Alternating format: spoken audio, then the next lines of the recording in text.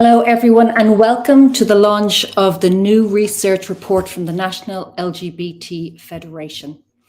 Across the spectrum, attitudes towards minoritized genders and sexualities in Ireland. I'm Anna Nolan and I will be your host for this evening. You're all really welcome to this event. This report describes the results of a survey of over 700 members of the Irish public. The objectives of the survey were to assess attitudes towards different groups of people within the LGBT plus community, to explore beliefs about gender and sexuality and to examine them. This evening, we will be discussing the results of this survey with some of the authors of the report and representatives from some brilliant organisations that do amazing work in our communities, including LGBT Ireland, Bi Plus Ireland, The Gay Project, Link, Amok LGBT Galway, and Dublin Pride, and Tenny as well. We really would love you to get involved by sending in comments or questions by commenting on the stream. Over the next hour, we will discuss 3 of the headline findings from the Across the Spectrum report. And at the end of the event, we will let you know how to access the full report. So we really do want you to get involved. So please do put your questions to us. So first, we will discuss what this research found in relation to attitudes towards people with minoritized gender and sexual identities. Joining us for this discussion are Professor Kath Brown and Dr. Chris Noon from the National LGBT Federation Research Subcommittee. And also we have Noah Halpin from Tenny and Wyatt Walsh from Bi Plus Ireland. They're going to join us now. They'll pop up onto the screen. You're all very welcome. Chris is a lecturer in the School of Psychology at NUI Galway and member of the National LGBT Federation Board. How are you doing, Chris? Good, thanks, Anna. Kath is a geography professor at University College Dublin. Her research interests lie in social and cultural geographies and in particular people's spatial experiences of sexualities and genders. Hello, Kath. Hi, Anna. Noah is Tenny's healthcare officer. His work includes providing individual support and advice to the trans community going through the healthcare system, mainly in the areas of gender affirming healthcare, sexual health and mental health supports. How are you, Noah? Hi, Anna. Thanks for having me. Thanks for coming along. And Wyatt is a volunteer with Bi Plus Ireland. How are you doing, Wyatt? Hi, thanks so much for the opportunity to be here. Thanks for being here. Now, let's start with you, Chris. Can you tell us a bit more about what the survey examined? Chris. Sure. So the survey was looking at attitudes towards different groups within the LGBT community. So the LGBT community is often thought of as a homogenous group by some people, and when in fact we're many different communities, and often research that tries to address attitudes towards the LGBT community is really just concerned with attitudes towards gay men and lesbian women. So we wanted to look at attitudes towards, I suppose, other groups within the LGBT community as well, or other types of communities within our overall community. Mm-hmm. And we could have looked at this in many ways, but we decided to focus on how there can be gender differences and how different groups within the LGBT community are perceived. So it's important to look at differences between how gay men and gay women are perceived, how bi men and bi women are perceived, how trans women, trans men, and non-binary people are perceived. So as well as that, we were looking at different beliefs around sexuality and gender, and we were looking at support for different policies that are relevant to the Irish context. Okay. The LGBT community here. Okay. I believe there were clear differences in attitudes towards gay people, bi people, trans people, non-binary people, and intersex people. Can you tell us a little bit more about this? Yeah, sure. So you can see the slide we have up here shows what we call feeling thermometers. So this is an approach that's used sometimes in social psychology and political science, and it's a way of trying to assess attitudes towards different groups in society. And it's useful because it gives a very broad picture of how people feel, but it also allows you to compare across different groups, and you can see that there's clearly more favorable reactions to lesbian women and gay men than there are for bi women and bi men, and then trans women and trans men. And then intersex people and non-binary people were rated the least favorably. Now, I think it's still important that all of these, the broad picture here is positive, but these differences are clear, and I think that the pattern that I see is that it's the groups that are kind of transgressing traditional gender norms in society that seem to be rated less favorably, and that seems to be the pattern here, but there could be other interpretations as well. Okay. Kath, I'm going to come to you next because actually you worked on the project as well. Yes. 3/4 of the participants agreed that gender is a complicated issue and does not always match biological sex. What was your reaction when you saw this? So I think we have to understand that the majority of people across this survey were really supportive of LGBT identities and LGBT plus identities, really. But there were some issues going on as well. So they saw gender as complicated, but people still reacted in ways that suggested we have more learning to do. And I think all of us have more learning to do. I'm a professor in geographies of sexualities and genders, and I still get confused with some of the terms. And I think admitting that and saying we all need to learn constantly is really important. And how we learn with people rather than kind of tell them what to do, I think is really key. So I was really happy with this result in lots of ways. It shows that people do have an understanding of the complexity of gender and the ways in which gender can operate beyond, there's just men and there's just women. And I think it shows that Ireland is in a very different place, really, in terms of these attitudes compared to places like the UK or, the US or Canada. And I'm a geographer, so I'm always going to say it matters where you are. And this survey really puts us apart from some of the other English-speaking worlds. So I think we should be really proud and excited of what New Ireland looks like and where we're going with New Ireland, but equally we need to be really careful about how we treat and deal with people who don't agree with us and are against us in all kinds of ways. So we need to be very aware of not acting in ways that are very off-putting, I think, or In relation to that, Kath, your own work deals with the study of opposition to LGBT plus rights. And what do you think are effective ways of engaging with people who hold these beliefs? Thanks for that question, Anna. No, I don't have one answer. What I think we need to do, so I work in a project called Beyond Opposition, and what it's looking to do is to explore what it's like for people who voted no in both the referendums. In part, and this is the way I often explain it to people, is, in 1983, when people voted no, how were we treated? And how might we want to create different worlds that treat people differently? And so I don't have an answer for how we might engage. And I think we still need to protest, we still need to educate, we still need to do all those things we've been doing for all these decades. But we also need to think about when we are in positions of power, when we are on YouTube with these viewers, what else might we do to encourage people into the dialogue rather than creating, the social media polarization. You're wrong, you're evil, you're bad. I'm right, I'm good. So what are the ways that we might do it? And there's two things that drives this agenda. Firstly is that people aren't going away. So we see this in this survey, even though it was overwhelmingly positive, we still have a section of society, and across Europe, it shows that, and in Canada, it shows that. So even when you have same-sex marriage for decades, you are still going to have people who will not agree with it. What do we do?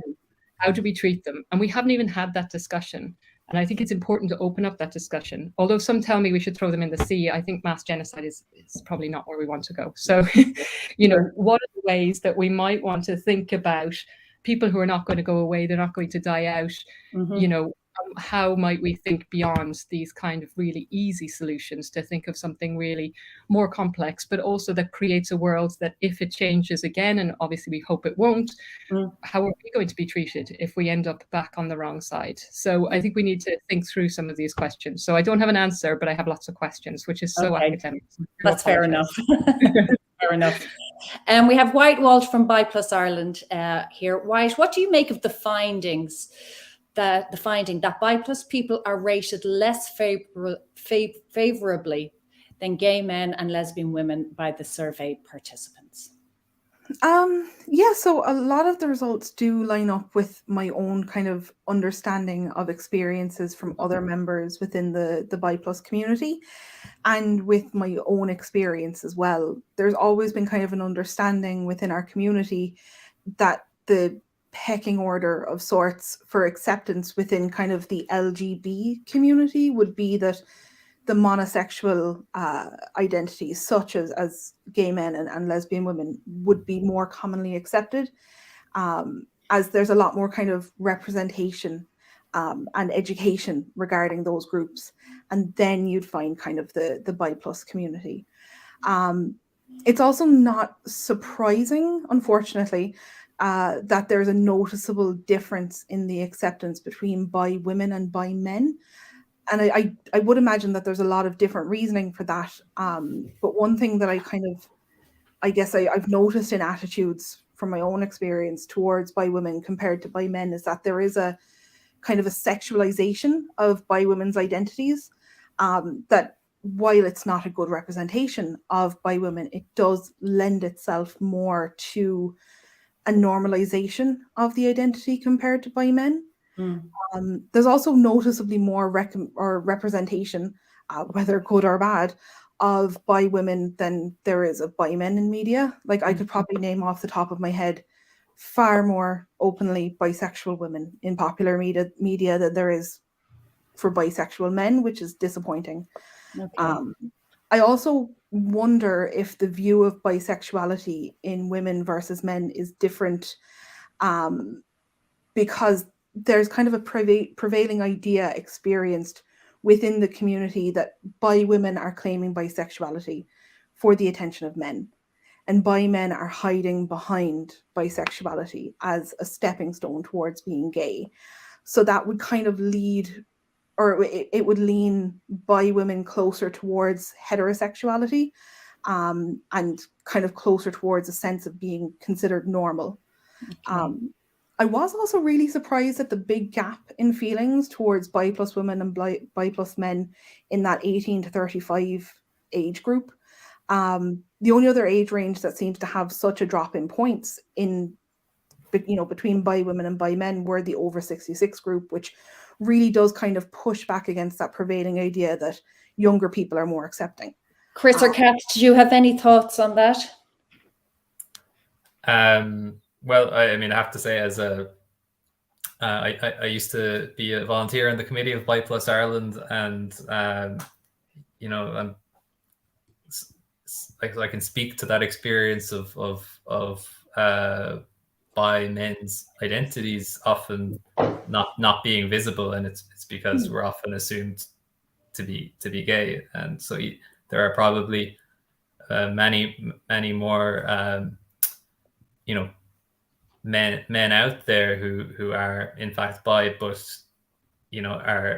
are read as gay because they're in a relationship with another man, or most of the time they're in hanging out in queer spaces.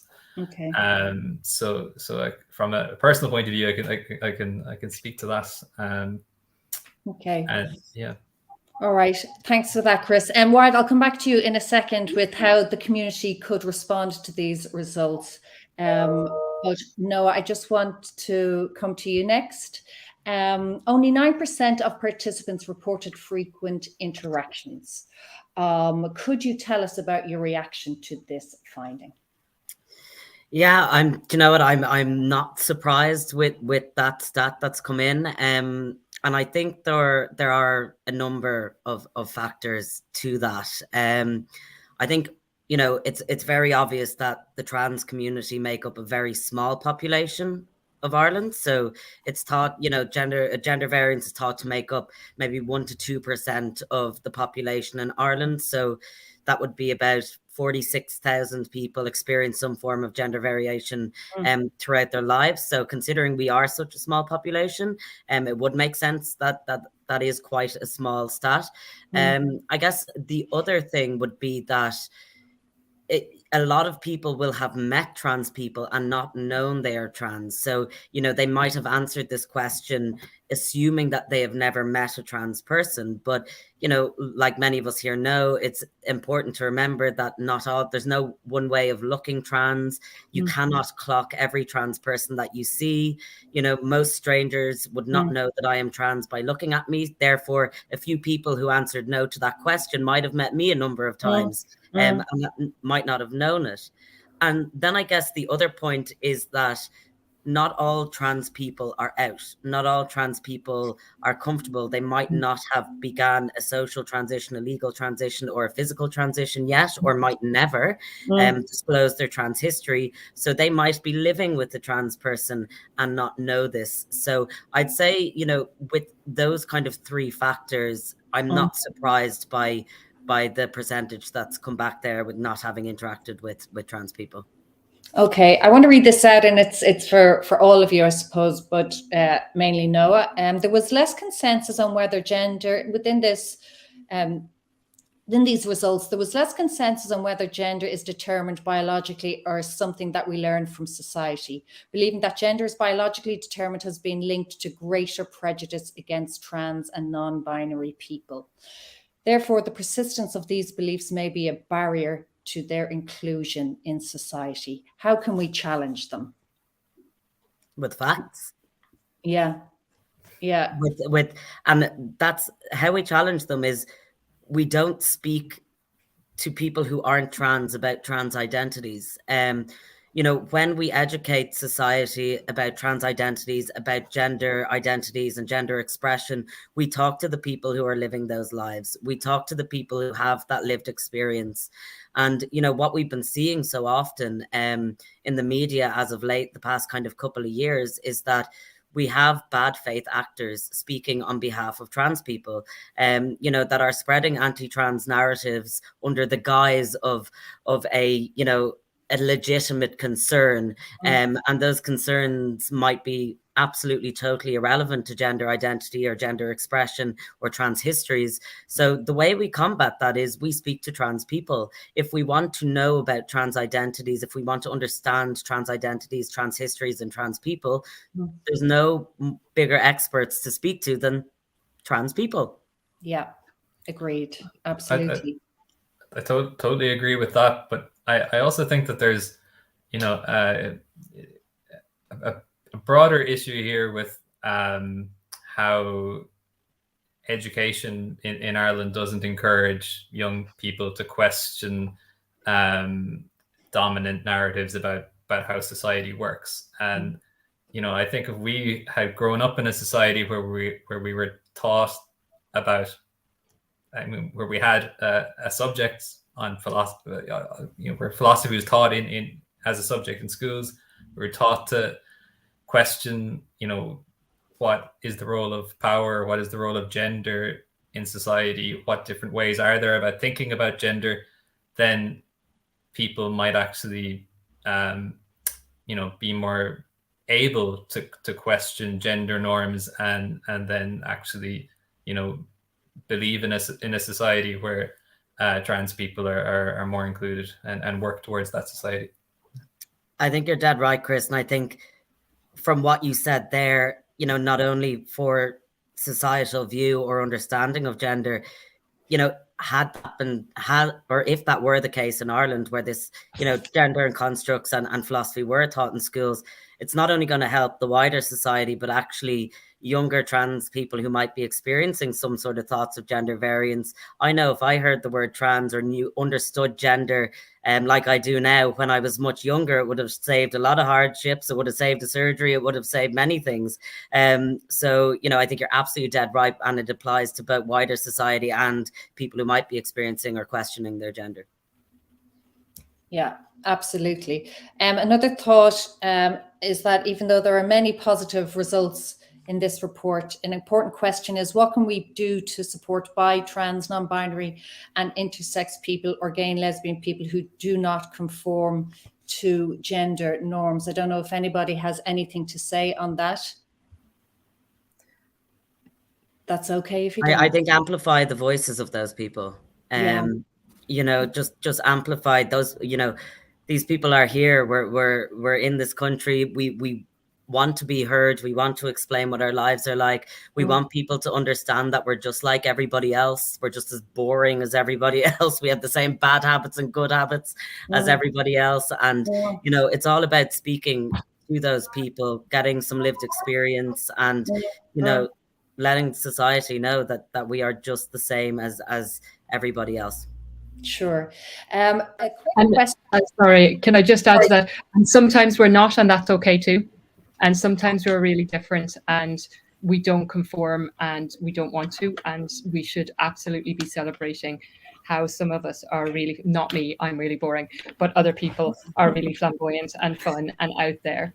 And I think, you know, not being gender normative and being, say, bi or intersex is really, really difficult in anywhere. I don't know that there's a place where it's okay, but particularly in Ireland, where communities are small and everybody knows each other, and recognizing that is really, really important, I think, too. Yeah. So, you know, it's recognizing that experience. I just wanted to add in the people that often get forgotten, which is women who are mistaken for men and their experiences of space and toilets and all kinds of things.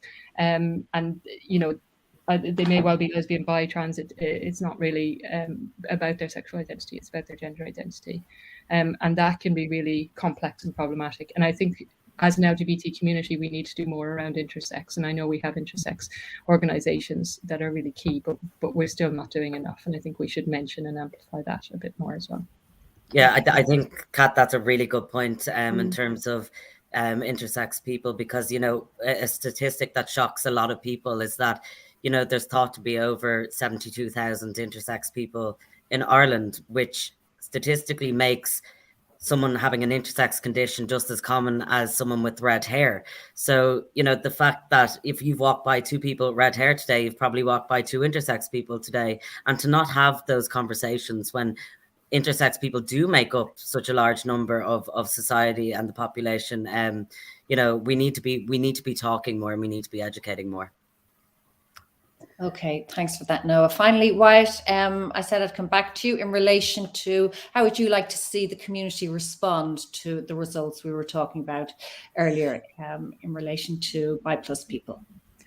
Yeah, so I guess much like how Noah mentioned as well, having education would make such a huge difference, you know, having a better understanding of what being bi+ is, what orientations fall under the bi+ umbrella, and having this education early.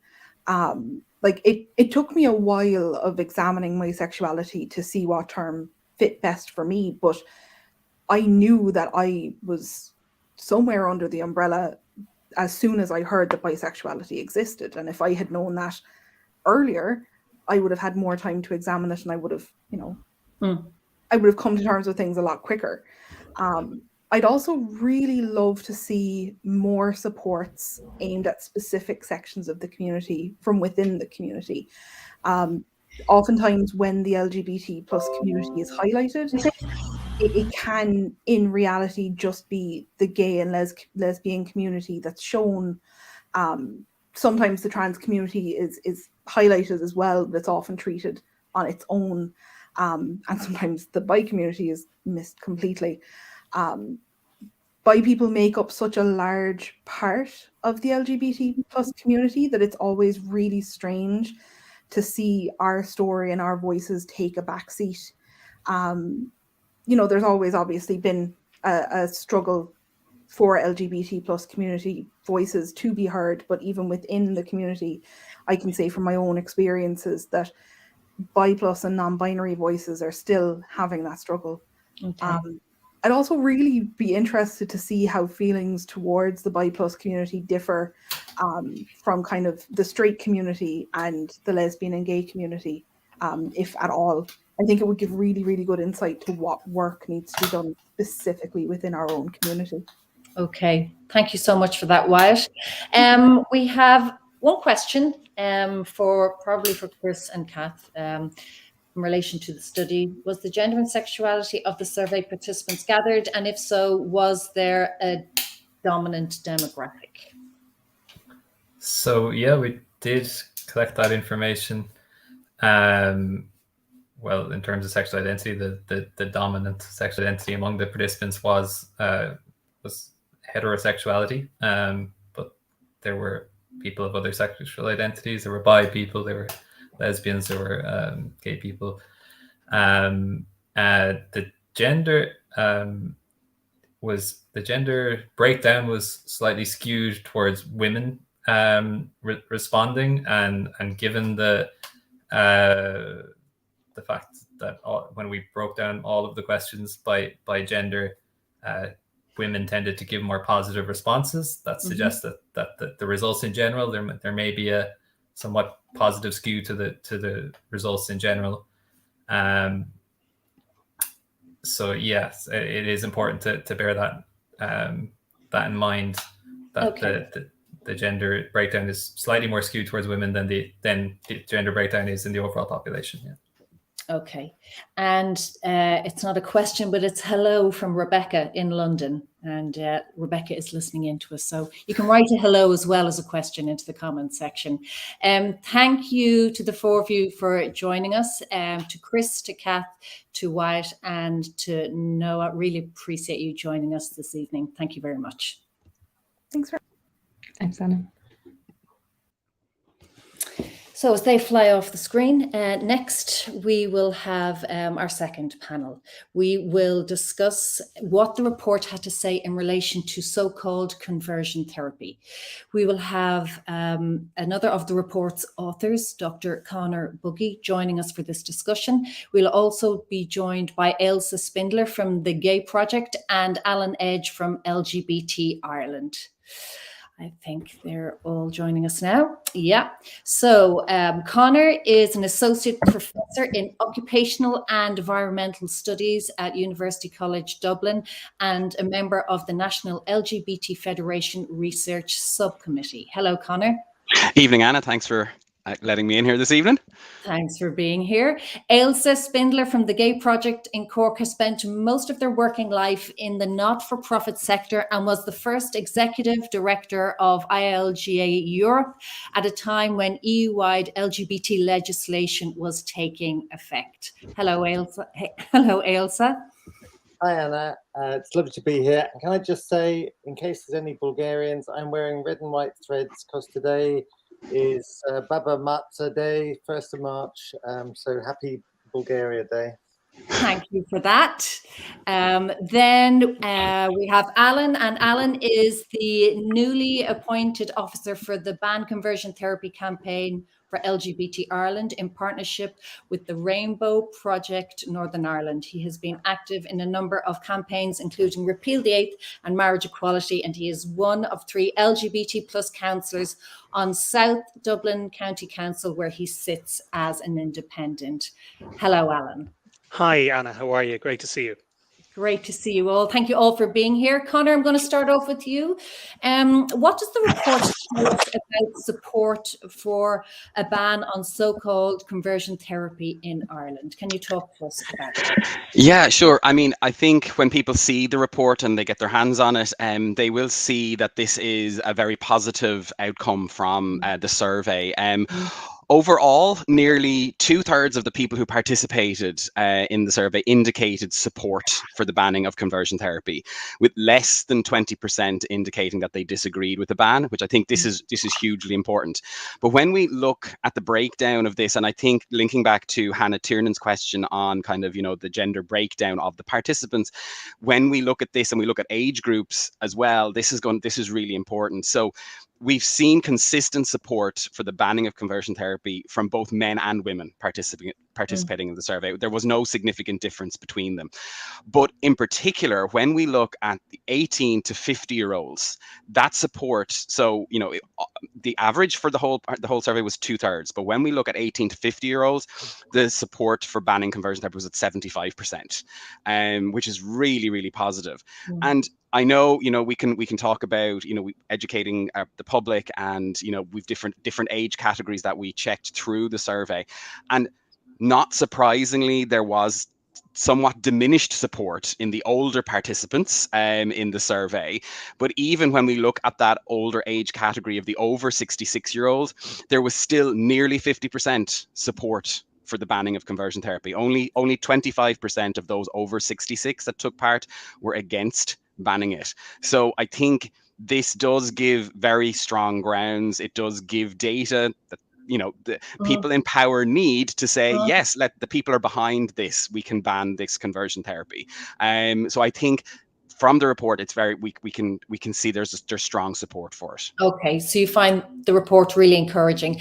Alan, 64% of participants, sorry, before I come to you, Alan, I want to come back. I wanted to ask Chris about, or Connor about this. 49% agreed that it is impossible to truly change one's sexual orientation, and less than 1/3 of participants disagree with this statement. Is this consistent with what you expected to find, Connor? Well, you know, when we approach surveys like this as researchers, even though we are LGBTI researchers, we have to go in and, you know, try not to bring our own biases in, try not to have any expectations with what the results are going to say, because inherently, if you go in with expectations, you could be quite disappointed. And, you know, I think when people are going to see the report as well, they're going to be surprised by quite a number of the findings. And I think one of the things we probably should have mentioned at the start is that while the report is overwhelmingly positive, there is a warning in the report to say, you know, some of the findings, particularly some of the direct quotes from individuals, may be, you know, triggering, and they may be quite disturbing. You know, we face these things all the time. So as researchers, we have to sit down and look at this and try not to bring our emotions into it. And even though still, you know, our heart might be wrenching when we read some of the comments that have come through. So did we expect that finding? You know, I can't say yes or no, but I can say that pretty much this is the first time this type of research has been done in Ireland. And I think from my perspective, looking at it, I was quite pleased that that was there. But also when you look at that data in more detail, when people go to that section, you know, yes, 49% agree that it is impossible to truly change one's sexual orientation. But if we look, there was another question along there as well that, you know, the statement was individuals choose their sexual orientation. But 2/3 of people disagreed with that. So 2/3 of people said, no, people, you know, people don't choose their sexual orientation. So I think when you do look at the data, you have to look at all of the kind of questions in that section and kind of get an overall picture. So I think that's really important. So when people do read this report, go in with the clear head. Don't bring your biases with you. And remember, you know, we're LGBTI researchers looking at data on our community. It can be disturbing, but overwhelmingly the report is positive. Yeah. And I spoke to Chris earlier on about that percentage there, and he was explaining to me that while 29% disagreed, 22% reported that they neither agree nor disagree with that statement. So that 49% isn't the full picture. Exactly. Alan, 64% of participants agreed that the government should prohibit the promotion or practice of conversion therapy by health professionals in Ireland. Can you tell us a bit more about your work in campaigning against conversion therapy? Sure, Anna. Yeah, first thing to say, as Connor says, it's really positive to see that figure, and not entirely surprising, because there does seem to be a great deal of opinion in support of a ban. You know, we've had a huge amount of work has been done on this already. I'm in post since November, but prior to that, a huge amount of work done by the Anti-Conversion Therapy Coalition. Senator Fintan Moorfield, of course, had a bill in the Seanad, and there's been very broad support behind that. But I think the issue facing it, well, there's a few issues facing it. The first is, how do we deal with the question that a lot of people ask when you bring this issue to them, which is, surely it doesn't happen here. And I think that's a really important issue for us to address. And I think this research actually is really helpful in that regard. But there's also an independent piece of research that's been commissioned by the government. And that's something that we, as part of the campaign, will be supporting in every way that we can. Obviously, it'll be an independent piece of research, but we need, as Conor says, that data. And we need the evidence from people who've been subjected to these practices. And we're using the term practices rather than therapies because Sure. people often think of therapy as a sort of clinical setting, and we know that these practices are on quite a broad spectrum, and we need to make sure that any legislation covers all bases and that Okay. no one's left behind. And what's coming up in this campaign, Alan? Can you tell us? Well, so the first thing is in terms of the research. It's extremely difficult, I think, to find people to talk about this experience. So you have to understand just how traumatic it is. Now we're kind of fortunate that we have the support and we have the testimony of people who've been through historic conversion therapy, and they're able to help us in terms of the sort of interventions that take place, but also in terms of the long-standing effects. But I think what's really important is for us to find people who have been subjected to these practices recently, because we need to get a clearer picture of what's going on right now in Ireland. And in order to do that, we've got a fantastic coalition. There's a steering group that we've pulled together of various regional groups, various activist groups, including NXF, TENI belong to, as well as clinicians and practitioners. And I think pooling our resources, as it were, we'd be able to cast that net quite wide to ensure that we have a sufficient number of testimonies in order to inform that research and inform the legislation. Okay, great. Ailsa, you have a lot of international experience in advocating for advances in LGBT plus legislation. Is there anything that Ireland can learn from other countries to achieve a ban on conversion therapy? Certainly, I hope so. Anyway, the first thing I think is that conversion therapy bans are not new. I think the first country to ban any form of conversion therapies was Brazil more than 20 years ago. There are currently around about 20 countries around the world that have got some sort of ban, and that number is changing very fast. So both France and New Zealand have introduced bans this year already.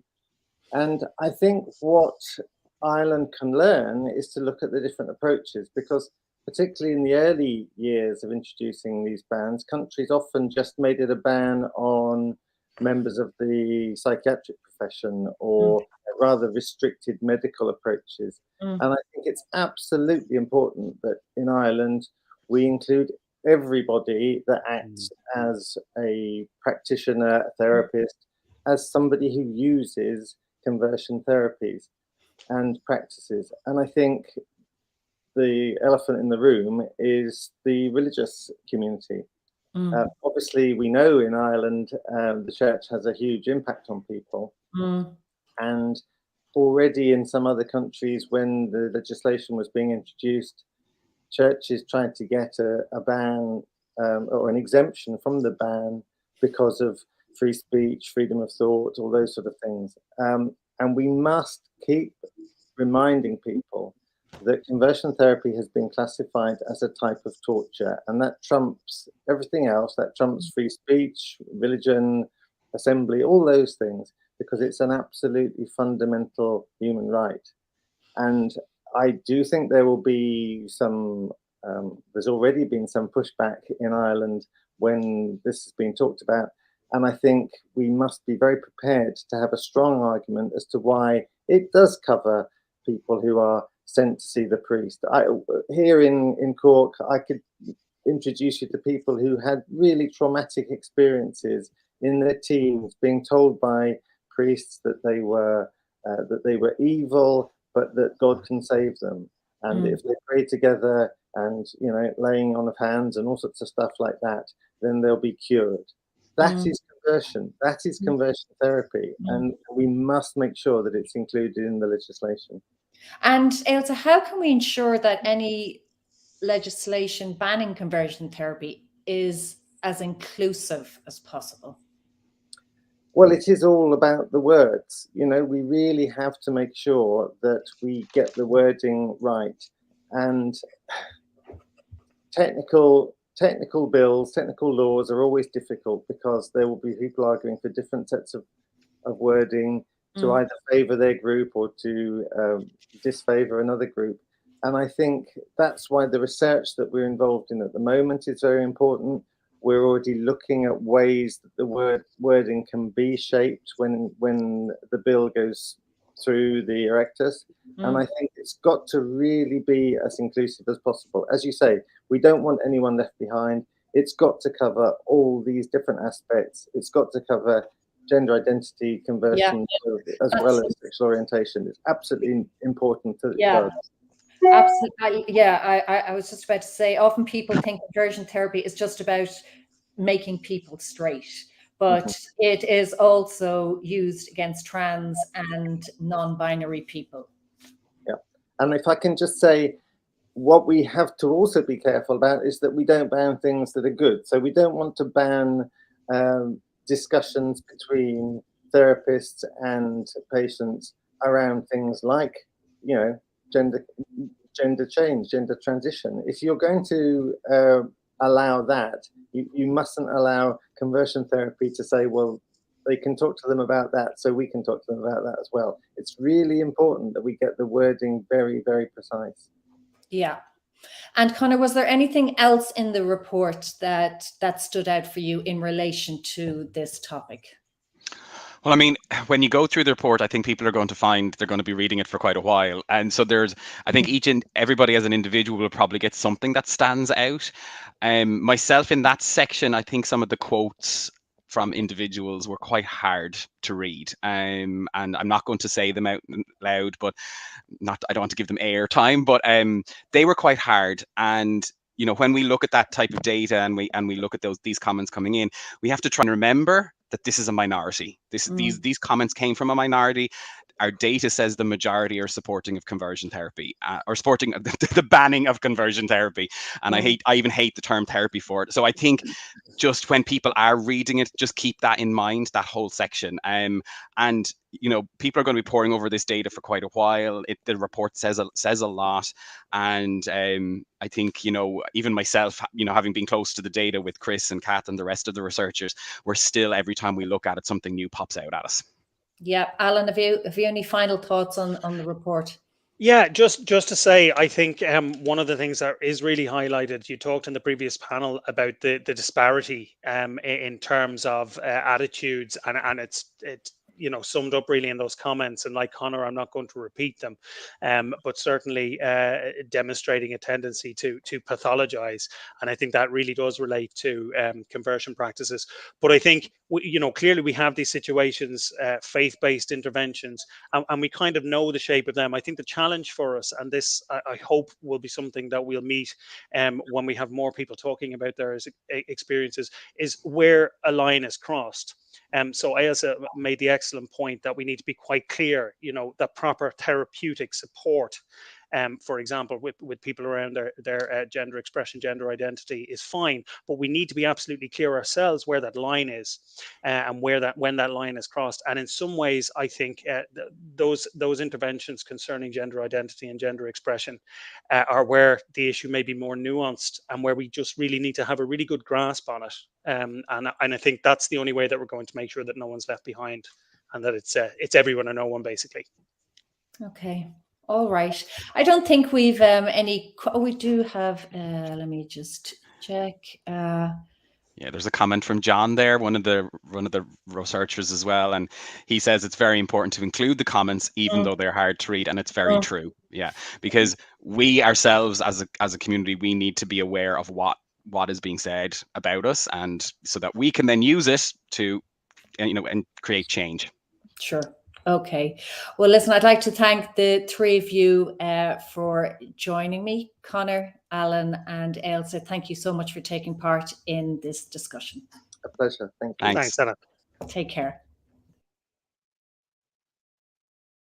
So, in our final discussion of the evening, we will look at the issue of hate crime. We're joined again by Chris Noon, and we will also be welcoming Chris Gerhardt from Dublin Pride. I hope I am pronouncing the surname correctly, Gerhardt, and Kate Moynihan from Link. You're all very welcome. Chris joined the Dublin Pride team in November 2020 after graduating from UCD with an MA in Cultural Policy and Arts Management. Initially starting as communications assistant, Chris has since taken on the role of Cultural Programming and Training Manager at Pride. Over the years, they've worked with various arts organisations, festivals and non-profits in their native Austria, Germany, and also Germany and Ireland. Hi, Chris. How are you doing? Hiya. I'm really good. How are you?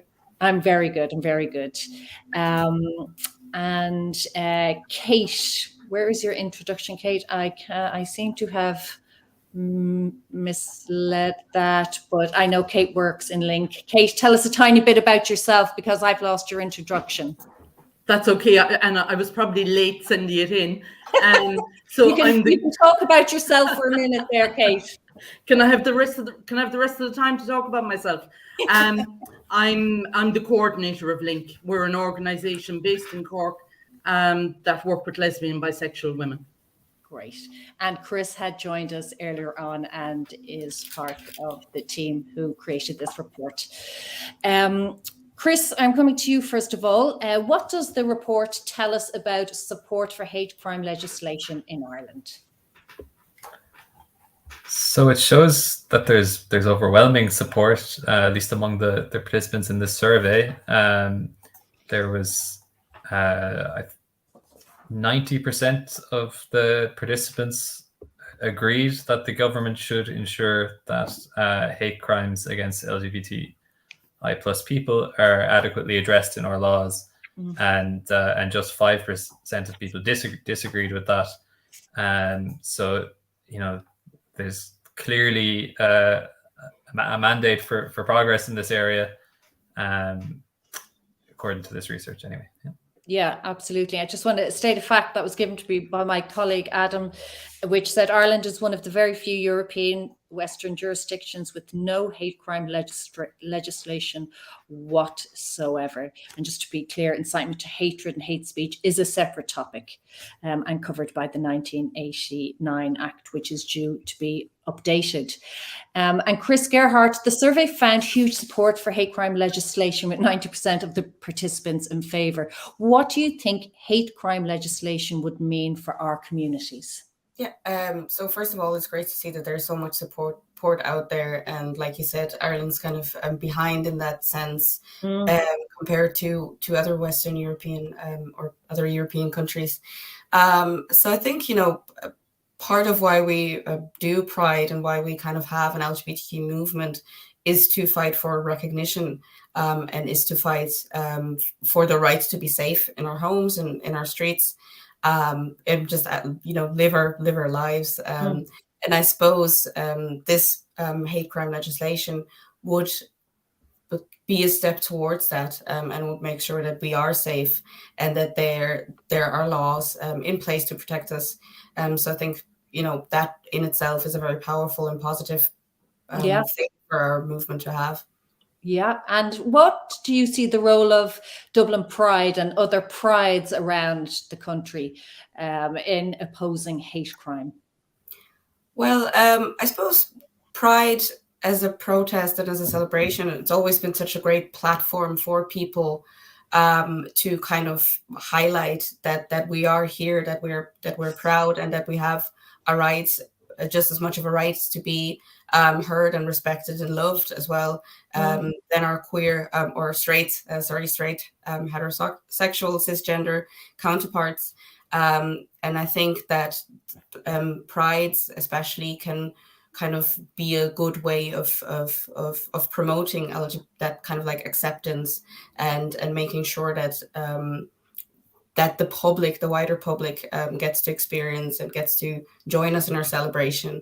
And it's just a good way of showing that we won't back down, basically, and we won't stop until we have achieved not just equality but equity and belonging as well. Yeah, absolutely. Kate, can you tell us a bit about the kinds of support that are available for victims of hate crime from organisations like LINK? Thanks, Anna. I suppose first just to congratulate the NXF on this report, because it's really important and timely. I suppose we're coming up to, the 7-year anniversary of marriage equality, so it's great to have this type of data.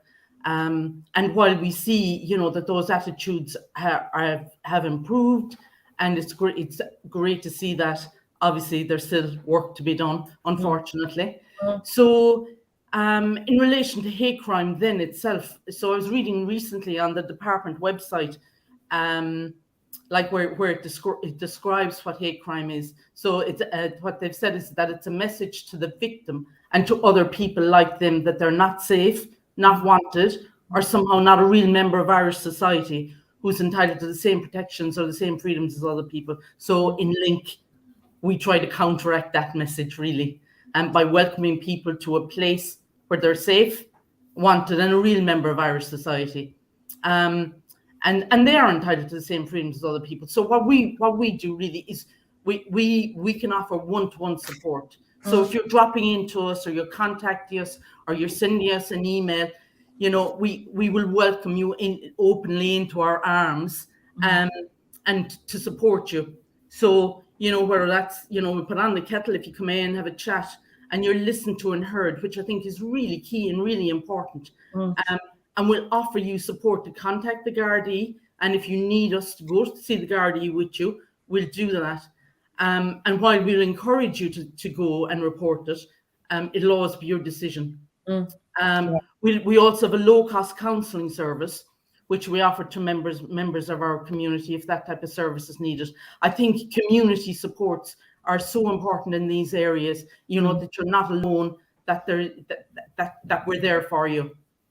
Yeah, because I can imagine at times there is a reluctance to talk about or to come forward if you are a victim of a hate crime. Kate, LINK also advocates for lesbian and bisexual women in Ireland, and more broadly for better social inclusion policy and practice. So what can we as a community do to support these aims? I think, following on just from what I said, Anna, was, that we need to support each other and encourage each other. That whole thing about reporting, there is a culture there of not reporting, and for very good reason. Our experiences in the past where we weren't listened to, ignored, or worse. So it's really important to try and change that culture. So if you can support your friends, your family, whatever member of the LGBTI plus community that has experienced the hate crime or homophobic, biphobic, transphobic attacks, that we can support them to report, bring them in, support them to come into an organization like LINK or any of the other groups or organizations that are there. So that so again, like that, they're not alone. It's really important to get the data that it's recorded, that hate crime is recorded.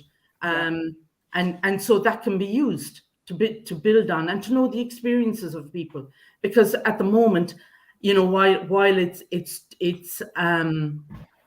talked about within other communities, we hear about racism, and lots of our community experience racism.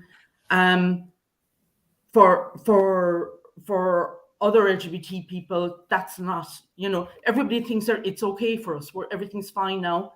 And that type of crime, a lot of the time they think it isn't there. So I think it's really important to record data and support people to do that.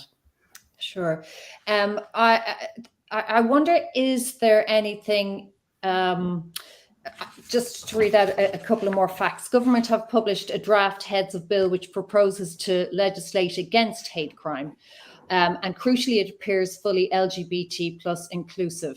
And so I suppose the question to you all is, how can we ensure any new law is truly effective rather than merely symbolic? Chris, do you have any thoughts on this? I think putting pressure on the government to craft the legislation in that way to make sure that it's applied, and also to follow up on some of the good work that's being done by community organizations in the LGBT plus sector in engaging with the guards. There have been some meetings over the past few years that have been quite productive in terms of engaging the Gardaí and getting them to learn more about experiences of our community. And obviously there's a long history of distrust between our community and police in general within this country and beyond, and there's a very good reason for that lack of trust.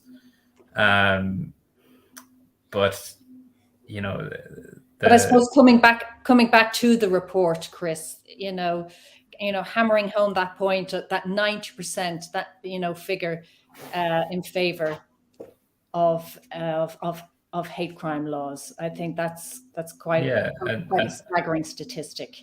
Absolutely, and having, you know, having legislators who understand that level of support is there, and then people who are on the ground implementing these laws, understanding that as well is vital. Okay, great. I think that's all for this evening. I would like to thank the three of you for joining this discussion. Thank you, Chris and Kate. Thank you so much. Thanks, Anna. So that's it for this evening. We are coming to the end after three really interesting discussions. All that is left is to thank all of our contributors and the wonderful team at GCN for making the event happen. Check out the GCN and NXF socials afterwards for information on how to access the report so that you can see the full set of results. I think all the questions that have come in have been answered. I'd like to thank all the panelists who took time out to join us this evening, and thank you to all at home for joining us. Good night.